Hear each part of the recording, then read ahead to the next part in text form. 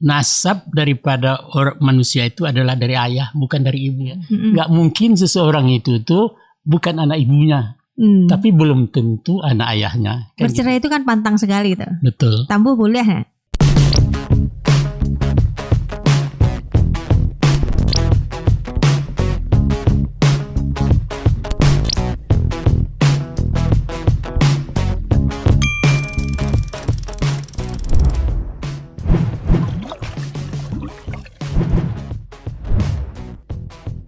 Assalamualaikum warahmatullahi wabarakatuh. Sahabat budaya di seluruh Nusantara, dari Sabang sampai Merauke, bersama kami kembali Kabalai podcastnya BPNB Sumbar.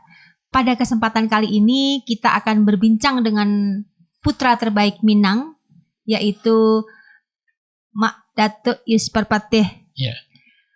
Pada kesempatan kali ini kita akan berbincang tentang matrilineal. Sebetulnya apa sih matrilineal gitu? Banyak orang bertanya, apa itu matrilineal? Matrilineal itu adalah menarik garis keturunan dari ibu. Yeah. Dan di seluruh dunia penganut aliran ini tidak banyak. Hanya beberapa di Cina ada, di Ghana, Afrika ada, di Panama, India maupun di Gurun Sahara itu ada beberapa suku yang menganut garis keturunan ibu. Nah, Minangkabau adalah salah satu suku terbesar yang dimiliki Indonesia dan menganut garis keturunan ibu yang kadang-kadang nih Mak, ada yang bilang kita punya pepatah ada besan di sarak, sarak besan di kitabullah. Nah, sedangkan di Islam itu kan garis keturunan dari ayah. Ini yang sering menimbulkan pertentangan, atau ada orang yang mengatakan bahwa ini pertentangan enggak ya gitu kan. Nah, jadi sahabat budaya di seluruh Nusantara, sebelum kita mendengar jawaban dari Mak Datuk, saat ini Kabalai podcastnya BPNB Sumbar itu tidak di studio mini kami, tetapi kita melakukan rekaman di luar Kota Padang, di luar studio, dengan background, jangan disangka ini adalah background yang artificial atau background yang gambar ya. Kita sekarang kan memang benar-benar berada di pinggir Danau Manijo ya Mak ya. Bukan lukisan ya. Bukan lukisan, meskipun nanti digambar pasti nampaknya seperti lukisan. Jadi sudah saya informasikan sekarang sahabat budaya di seluruh Nusantara bahwa ini benar-benar saya berada di pinggiran Danau Maninjau. Nah, jadi Mak bisa diterangkan nggak, atau ada pendapat Mama kenapa kita itu menganut sistem matrilineal? Baiklah. Matrilineal artinya mengambil garis keturunan dari garis keibuan, kan itu. Sedangkan patrilineal yaitu kekuasaan berada di tangan perempuan. Patrilineal dari ayah ya gitu ya. Itu bedanya. Matrilineal bahwa garis keturunan dari ibu. Kemudian matriarkat artinya perempuan yang berkuasa. Itu bedanya milenial dengan matriarkat. Sebagaimana tadi dikatakan bahwa di Indonesia ini satu-satunya suku bangsa yang menganut suatu sistem kekeluargaan matrilineal adalah Minangkabau. Tidak ada satupun di Nusantara ini yang mengambil garis keturunan seperti Minangkabau. Terkecuali ada beberapa suku bangsa di Afrika barangkali ada, di Amerika suku Indian barangkali, tapi umumnya dari Asia Tenggara sampai ke Nusantara tidak ada yang memakai sistem kekeluargaan matrilineal. Kemudian Islam masuk. Bahwa Islam masuk, ada yang mengatakan di abad ke-12, ada yang mengatakan abad 10. Yang jelas waktu Islam masuk, Minangkabau sudah matrilineal. Sebelum Islam masuk, sebelum Islam ada, kita sudah matrilineal. Sudah matrilineal. Mungkin saat itu mengatakan nasab. Tapi setelah Islam masuk ke Minangkabau, membawa paham Rasulullah bahwa nasab daripada orang manusia itu adalah dari ayah, bukan dari ibu. Nasab ya. Jadi maksudnya di situ ialah bahwa garis keturunan yang benar yang diakui sampai ke atas dan ke bawah adalah dari keturunan ayah. Sekarang orang Minangkabau memakai keduanya. Bukan garis keturunan yang dipakai dengan istilah bukan nasab ya, bukan nasab dipakai, tapi suku, bersuku kepada ibu, bernasab kepada ayah. Gitu. Jadi nasab ini memang memerlukan ada pengaruhnya ataupun mempunyai nilai-nilai hukumnya seperti pusaka itu diatur oleh Raid Harta Pusaka Tinggi Rendah kan. Nah, kemudian mengenai perwalian seorang wanita di Minangkabau itu mesti dinikahkan oleh ayahnya atau kakeknya atau saudaranya atau saudara seayah gitu ya. Nah, itu yang dikatakan nasab. Jadi bagi keduanya orang Minang mengatakan bersuku kepada ibu, bernasab kepada ayah. Contoh, Buya Hamka sendiri namanya itu, Hamka itu nama kependekan. Hamka itu Haji Abdul Malik Karim Amrullah, itu nasab. Haji Abdul Malik, si Malik ini adalah adalah anak daripada Haji Abdul Malik Karim, anak dari Karim. Karim ini adalah anak dari Amrullah. Jadi Hamka itu Haji Abdul Malik Karim Amrullah, itu nasab.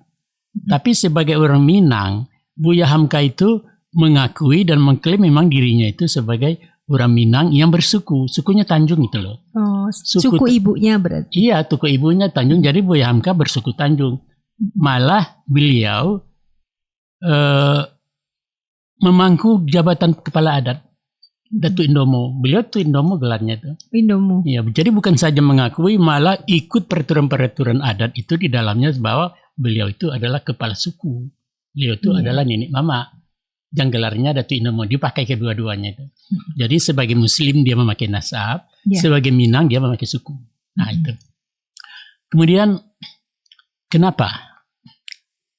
Dari mana orang Minang mencontoh? Dari mana orang Minang itu bertolak bahwa kita bersuku kepada ibu, bukan kepada ayah seperti orang Batak atau orang Manado kan, pada ibu. Begini, ada memang satu cerita ini legenda tahulah kita kan Tayan Tengga. Yaitu bahwa pada suatu saat Datuk Ketemunggungan Datuk Perpati ini berlayar, kemudian perahunya ini tersekat karang Tanglawi ya.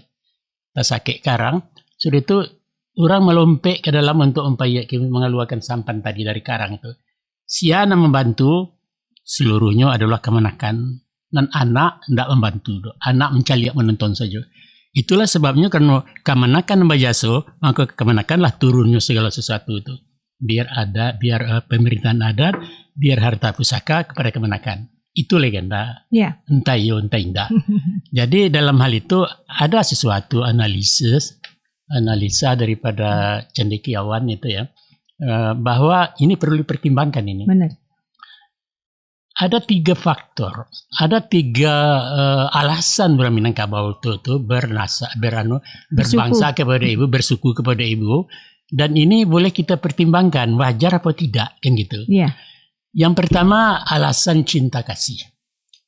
Alasan cinta bahwa sejak dari zaman manusia gua sampai modern sekarang, itu hubungan anak dengan ibu lebih akrab daripada anak dengan ayah. Sampai sekarang? Sampai sekarang. Karena ayah itu operasionalnya keluar mencari nafkah, berburu, berdagang dan segala macamnya sampai sekarang, bahwa waktu dia keluar rumah, anaknya masih tidur. Setelah dia pulang, anaknya sudah tidur. Artinya jarang pertemuan itu, keakraban antara anak dan ayah itu jauh. Tapi ibu itu siang malam, setiap saat, apapun alasannya, dan ibu tetap didampingi anaknya. Jadi hubungan antara anak dan ibu itu begitu akrab, seakan-akan 2 badan 1 nyawa. Nah, jadi inilah yang berkembang. Dari mulai dia menghamilkan, dari mulai kemudian melahirkan, mendidik, mengasuh, mengajar segala semua dengan ibu. Ibu yang punya peran penting. Ibu yang punya peranan. Jadi wajarlah kalau orang Minangkabau itu mengangkat ibunya sebagai perempuan yang paling berjasa dalam hidupnya, itu adalah ibunya, dan itulah diambil kepada asal usul suku. Kan gitu ya. Orang yang berjasa. Jadi pantaslah orang Minangkabau itu bahwa dia cintanya kepada anak, tanyakan kepada orang perempuan yang pernah punya anak. Nggak bertentangan dengan Islam kan, Wak? Jauh enggak. Kemudian si anak pun begitu juga. Ibunya itulah sebagai pelipis laranya. Ibu itu tempat mengadu. haus dia tengah malam, ibunya. Belum apa-apa, ibunya. Nyamuk seekor, Ibunya yang ibunya menepuk. juga kan. Mau cebok, mau apa saja. Keinginan anak ini sejak dari mulai dalam kandungan sampai bayi, sampai kanak-kanak, ibu. Ibu yang berjasa. Pantas nggak orang Minangkabau mengangkat perempuan itu sebagai bunuh kandung, sebagai induk persukuan? Iya. Nah, Memberikan tempat yang iya, yang tinggi. yang tinggi. Dan itu sangat layak. Iya. Itu faktor pertama. Faktor yang kedua yaitu secara matematika. Kalaulah dikatakan hubungan ibu dan ayah itu sebagai suatu perkongsian, Iya. ya, umpama ini sebagai perkongsian tani umpamanya ya, bahwa ayah dan ibu itu sama-sama mengelola sawah. Akan tetapi asetnya lebih banyak ibu dari ayah. Yang pertama sekali bahwa mereka punya bibit awal sama, banyaknya sama, maaf ngecek, sama banyak, ya kan? Banyak sama banyak. Nah sekarang siapa punya sawah? Ibu. Nah rahimnya ibu kan. Kemudian ibu punya nan menyangi nan mayari tetap ibu. Iya. Iya kan. Kemudian supaya padiko subur dan memupuk siapa? Ibu masih. Kemudian supaya hama-hama ini supaya disemprot segala macam dibawa ke posyandu kan? Iya. Iya ibu kan. Iya. Di saat terakhir panen menyabi mayria kan, itu kan ibu seluruhnya kan. Jadi dalam proses bertani pun yang lebih banyak berperan perempuan kan, Mak? Iya, justru tadi ayah kan bibit awal, kemudian memasuklah, umpamanya memerlukan pupuk segala macam itu kan ayah. Dua ayahnya, peran ayah dua. Pertama bibit awal, kedua mungkin memasuk yang dibutuhkan. Iya. Akan tetapi ibu ada 6, ya kan? 6 peran dibanding 2, iya. Ya kan? Nah, jadi secara matematika banyak ibu. Banyak ibu. Kemudian ada hadis Rasulullah mengatakan bahwa pada suatu saat sahabat tanya kepada Rasulullah, ya Rasulullah, selain daripada boleh Mama dekatkan mic-nya? Oh iya lupa. Madoknya keurang. Diulang lah ya. Diulang ya. Enggak. Jadi seorang sahabat tanya kepada Rasulullah, ya Rasulullah, selain daripada engkau ya Rasulullah, siapa yang wajib kami muliakan Rasulullah? Ibumu. Sesudah itu siapa lagi? Ibumu. Sudah itu ibumu. Nah, sudah itu siapa lagi Rasulullah? Ada lagi? Ada. Siapa? Bapakmu. Baru yang ketiga. Yang ketiga. 3 untuk ibu, 1 untuk bapak. Sebanding nggak dengan 6:2 dengan 3:1? Sama. Bajar. Jadi orang Minangkabau itu mengamalkan ajaran Islam sebelum Islam masuk, dia sudah menggunakan itu. Iya. Alun Japang leho. Ya. Nah itu istilah kami dia punya di Paremannya. Alun tiba ajaran tu le Islam memakai ajaran itu. Jadi masalah itu secara logik, secara matematika ya. Iya. Nah sekarang secara logika. Secara logika seorang bayi yang dilahirkan ibunya, ya kan? Itu pasti anak ibunya. Anak yang lahir, ya, pasti anak ibunya yang melahirkan. Pasti itu. Walaupun itu anak tabung, ya bayi tabung, tapi tetap ibunya melahirkan. Nah sekarang, apakah pasti seorang bayi yang lahir itu adalah anak suaminya secara biologis? Benar. Belum tentu kan? Belum tentu. Mungkin saja ada kecelakaan waktu dia, mungkin saja ibunya selingkuh dulunya, maka secara biologis bukan anak dia. Nah, itulah barangkali makanya dikatakan dalam Islam itu bin Yusbir bin Jalil. Anu kata ayah masih Jalil itu anak den tuh. Kata Jalil kan. Binti itu anak den dan produksi itu. Jadi ibu tidak perlu lagi kan. Nggak perlu ada penguatan dengan ditabalkan dalam nama ya. Nggak perlu diklaim lagi itu anak dia, orang tahu kok. 9 bulan 10 hari dia menghamilkan, bidan sendiri mengeluarkan itu, menolongnya kan, mengatakan perutnya. Memang saya yang menolong itu anak dia. Tidak perlu lagi ibu mengatakan anak saya. Nah itu suatu menurut saya ya logika ya kan. Nggak mungkin seseorang itu tuh bukan anak ibunya, tapi belum tentu anak ayahnya kan gitu. Jadi barangkali ketiga faktor itu, ketiga alasan itu barangkali itulah alasan Minangkabau itu untuk mengambil suku kepada ibunya karena manusia yang paling berjasa dalam hidupnya itu adalah ibu. Iya. Ibu. Nah, juga sampai sekarang begini kan. Walaupun bukan Minangkabau. Waktu Soeharto jadi presiden, Ibu Tin itu kan jadi ibu negara. Iya. Waktu SBY, Ibu Ani. Iya. Tapi waktu si Megawati jadi presiden, dikatakankah Taufik Kemas itu bapak negara? Enggak pernah. Benar, Pak. Iya kan? Nah, kemudian ada ibu kota. Enggak ada ayah kota. Bapak kota enggak ada? Ada Pak kota. Kapal Indo, ada Kapal Indo, ada Papa Indo. Enggak ada. Ada Papa, enggak ada. Semuanya ibu. Ibu Pertiwi? Ibu Pertiwi, ibu negara, kan Iya. semuanya ibu kan. Jadi memang ibu inilah pakai peranan. Bahkan kunyit itu adalah ampu kunyit. Ampu itu artinya ibu. Iya. Ibu. Ibu Jari? Ibu jari enggak ada, bapak jari kan enggak ada. Enggak ada. Nah, jadi karena ibu itulah alasan orang Minangkabau, dan itu sangat logis dan itu sangat ilmiah kalau dikatakan orang Minangkabau itu beralasan karena 3 faktor itu, paling tidak 3. Iya. Ya mungkin lagi yang lain ya. Nah itu rasanya bisa dipertanggungjawabkan dan itulah alasan Jadi orang Minangkabau. tidak ada alasan bahwa ini bertentangan dengan syariat Islam Tidak. dan tidak bertentangan juga dengan adat bahasa di serak-serak bahasa di Tidak. Kitabullah, justru saling mendukung ya Mak ya Iya, sebetulnya. Iya. Nah, jadi seolah-olah kalau pandangan orang di luar Minang itu, Iya. jadi Bundokan Doang atau ibu di Sumatera Barat itu super power. Dia Iya, yang iya, menguasai segalanya. Jadi Iya. kesannya seperti itu Mak. Iya. Jadi kalau menurut Mama gimana nih? Apa betul perempuan-perempuan Minang itu memang super power dan menguasai segalanya? Tidak. Nah. Dia itu cepat terbatas. Cepat terbatas. Terbatas. Perempuan Minang. Kekuasaannya terbatas kan. Artinya Oh. mana yang ibu punya tuh yang mana ini bukan. Ini kaum punya ini. Oh. Kata mama mengatakan enggak kau punya gitu. Walaupun dia yang memanfaatkan, walaupun dia ngambil hasil padi, dia nunggu rumah, tapi bukan dia punya. Enggak punya awak deh kok, menumpang deh kok.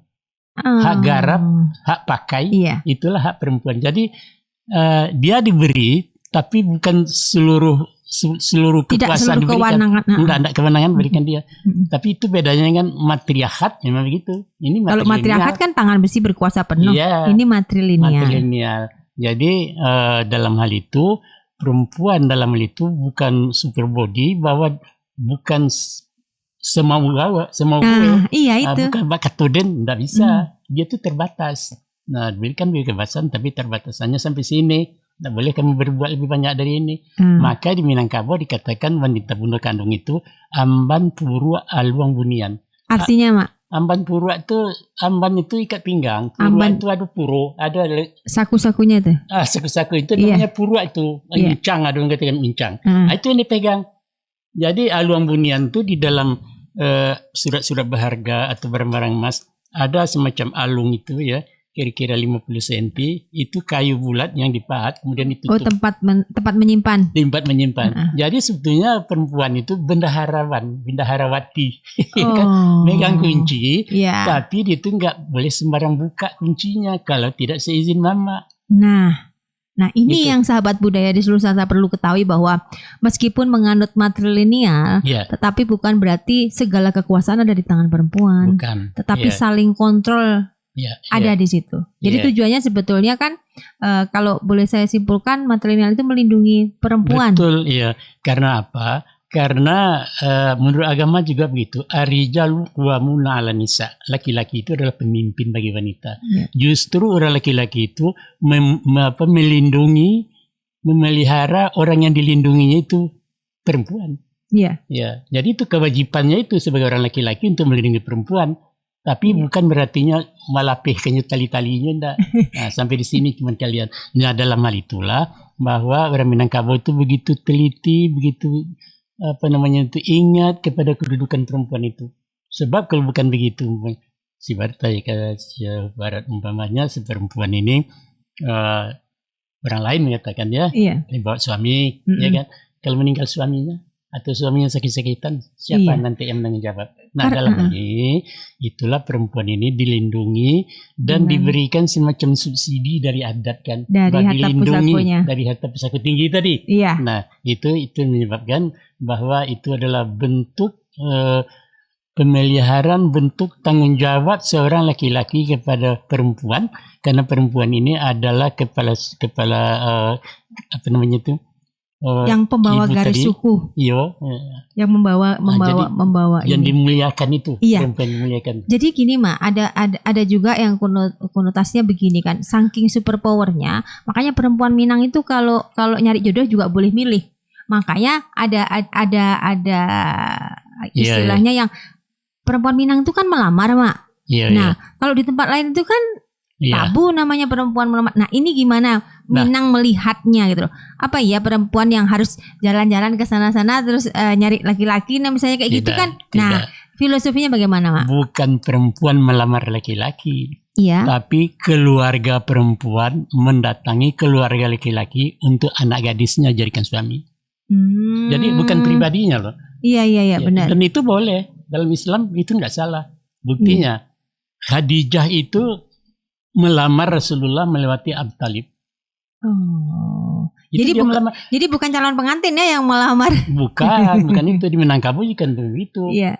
Perkawinan yang ideal di Minangkabau adalah persepakatan antara kedua keluarga yang bersangkutan. Jadi nggak boleh dia tuh dalam adat kawin nikah pak pekan tulisan agama ada wali, nggak bisa. Dalam adat itu bukan perkawinan ideal, bukan melanggar adat itu. Jadi kenapa kok benar. perempuan ini, kok keluarga perempuan yang mencarikan jodoh itu ininya apa? Filosofinya atau nilai-nilai yang pengen disampaikan apa sebetulnya, Mak? Begitu sayangnya orang Minangkabau kepada perempuan. Nah beruntunglah Anda dilahirkan sebagai perempuan Minang. Iya. Kan gitu umpamanya rumah pedusi anak awak pedusi ke perempuan baik karimbo mencari kayu rumah, mencari bama rumah kan cari dari anak lahir tuh dia sudah siapkan tuh ke ladang karimbo ke rumah untuk kau. Kemudian baik ke satu padang ataupun suatu daerah kan mencarikan dibikinkan sawah, dipetakan sawah untuk kalian untuk memproduksi. Iya. Sampai pun suaminya dicarikan. Nah, saking sayangnya. Nah, itu. Jangan sampai anak perempuannya nanti merasa ya waktu. Iya, betul. Jadi dia tuh nggak boleh umpamanya seleluasa mencari tukang laki den, katanya nggak bisa. Non elok di kami, ketujuh di kau. Oh. Nah, itu rumusnya itu. Rumusnya ya? Rumusnya senang orang yang mencari sesuai orang yang memakai. Iya. Nah, jadi dalam itu nggak boleh katanya tuh nang ketujuh den tuh pacar den mak segala macam. Ada nggak istilah bisa. dari Minangkabau kan sesuai dulu. Nah, jadi sekarang kan itulah fenomena yang terjadi yang mama tuh yang mama tiga menikah sih. Itu yang ketujuh dia nak den. Nah. Jadi kalau sekarang kondisinya sekarang begitu. Udah nggak kayak dulu lagi Mak ya. Justru itu sesuatu yang sudah hilang. Nah kalau dulu memang mama yang mencarikan jodoh untuk kemenakan gadisnya. Iya, mama dan keluarga besar lah. Iya. Gitu kan. Itulah dinilainya orang ini baik atau tidak, keturunannya bagaimana, pendidikannya bagaimana, moralnya segala macam. Dipilih orang untuk menjadi bibit keturunan sampai ke bawah. Iya, jadi ditengok bibit bobot dan bobotnya. Betul ya, itu maksudnya. Cuma anak sekarang udah nggak bisa pakai itu lagi mana Pak? Tidak mutlak ada, Iya. cuma sebagian. Tetapi masih kalau bisa nilai-nilai itu tetap dipertahankan. Iya. Sekarang kan begini, umpamanya segala dia yang ngurus segalanya sampai ke pelaminan, sampai ke catering segala macam, dia yang mematok ari segala macam kan. Tinggal si mama itu tinggal manekin. Sebenarnya bukan begitu. Taruhlah dia punya rancangan tapi minta permisi dulu kan. Gimana ini apa kami, program kami. Nah, oke lah. Jangan memaksa. Iya. Itu di kami ini ketujuh. Iya. Nggak elok di sini itu, enggak di kemikian kan itu. Jadi itulah otoritas dari mama itu. Kalau sekarang itu kan sudah mulai longgar kan. Peran mama itu ya Mak? Peran mama sudah mulai kropos lah gitu ya. Iya. Di sebagian daerah. Dan itu tuh seharusnya adalah kewajiban generasi sekarang untuk meninjau hal-hal yang demikian tuh. Jangan sampai berubah nilainya itu. Iya, Trennya bisa berubah. Iya, mengembalikan itu tadi Mak. Paling tidak kan sahabat budaya di seluruh Nusantara ini untuk yang gadis-gadis Minang, remaja-remaja Minang itu kan. Iya. Kalaupun mau memilih jodoh, lapor dulu sama mama, enggak Mak? Ya silahkan dulu, ada yang setuju kan. Nah, Iya. kemudian ada kan pendekatan, ada kan kata orang itu memang orang baik, yang perlu sekeyakinan. Iya, Nah, yang penting kan satu Satu keyakinan. keyakinan. Sekarang kan orang karena melihat orangnya ganteng, orang melihat orangnya kaya, berkedudukan, kan punya public figure, Mm-mm. yang lain-lain itu sudah Hilang. sudah kabur. Ya. Nah, Berarti sebetulnya begini, Mak. Ini mumpung lagi seru nih. Ada nggak cara memilih jodoh di Minang tuh? Ada nggak poin-poinnya yang wajib? Yang pertama pasti jelas harus seiman. ya. Ada lainnya nggak, Pak? Resep-resep itu sebetulnya yang sekarang orang sudah nggak memperhatikan itu lagi. Itu kan umum itu sejadi kan, dan itu sebenarnya kan manusiawi itu kan. Iya. Rancak, Ya, keyakinan gagah. Cuman bukan hanya itu. Yang penting kan di Minangkabau itu moralitas.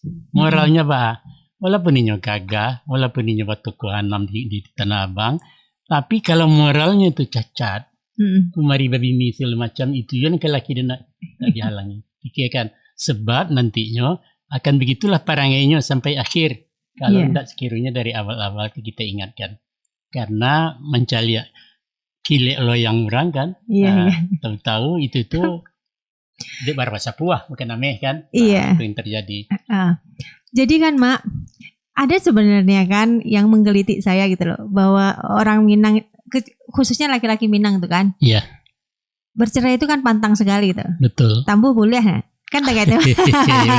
Nah itu gimana Mak? Iya. Jadi masalah bertambah itu sebetulnya itu kan manusiawi. Itu bergantung kepada orangnya. Tidak melanggar syariat Mak.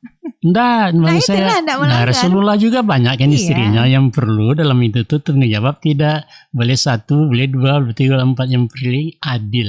Like adil waktu adil ini tuh yang rumit, ya kan? Iya. Kemudian dalam hal itu orang pernah bertanya kepada Buya Hamka, Buya, ya ayah Buya itu istrinya banyak, bahkan ipar Buya istrinya banyak dicarikan oleh ayah Buya sendiri. Saudara-saudara sahabat Buya itu banyak istrinya. Kok Buya sih menciek saja? Iya. Nah, jadi kata Buya, orang yang mencari yang lain itu karena menutupi kekurangannya. Ada yang kurang di istrinya, dicarinya tambahnya dari yang lain. Iya. Kalau dia nama serius di itu, ada sadonya masakannya lama, terikannya. Kan licin, dia enggak memberikan banyak anak, senyumnya manis. Untuk apa mencari lain lagi? Jadi udah paket lengkap ya Mak? Iya, jadi orang babi ini bertambah tuh menutupi apa yang tidak ada di istrinya itu cari yang lain. Yang enggak boleh nyari-nyari ya kekurangan istrinya. Ini pesan untuk anak muda Minang nih. Jadi menceraikan anak orang enggak boleh, tapi tambah boleh. Yang penting itu tadi yang pesan Mak Datuk tadi, bahwa yang penting adil. Terus seperti yang disampaikan Buya Hamka, bahwa kalau ada kekurangan itu bisa ditutupi, tapi jangan pernah mencari kekurangan pasangannya untuk menjalankan yang itu ya Mak ya. Iya betul ya. Jadi gini Mak, terkait dengan matrilineal tadi gitu kan. Kalau saya boleh simpulkan bahwa ibu di Minang itu memegang kunci semuanya. Betul ya. Termasuk rahasia anak dan segala macamnya gitu kan. Jadi kenapa saya pernah mendengar Mak, bahwa untuk garis keturun misalnya untuk memilih mama kepala waris ataupun keturunan gelar-gelar sako itu tadi, itu harus bertanya sama Bundo Kanduang Mak. Maksudnya kenapa gitu?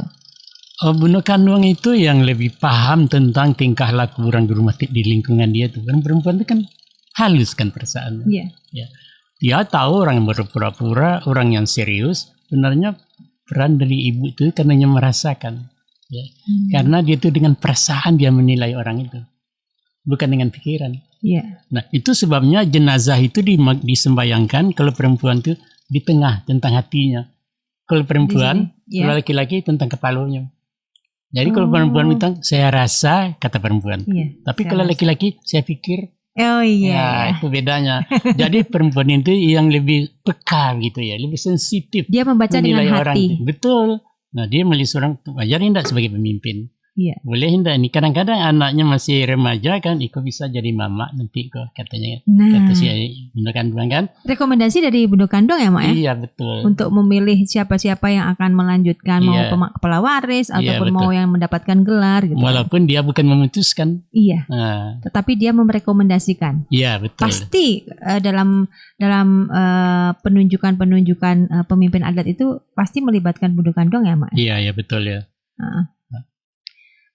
Sahabat budaya di seluruh Nusantara, demikianlah terkait dengan matrilineal, salah satu suku yang ada di Indonesia, suku besar yang ada di Indonesia. Jadi kita bisa melihat dengan jelas sekarang alasan-alasan orang Minang itu menganut garis ibu ternyata adalah untuk melindungi seluruh masyarakatnya atau seluruh pengampu budayanya agar kita tetap bisa eksis di dunia yang beraneka ragam ini. Terima kasih sahabat budaya, Kabalai podcastnya BPNB. Sampai jumpa lagi.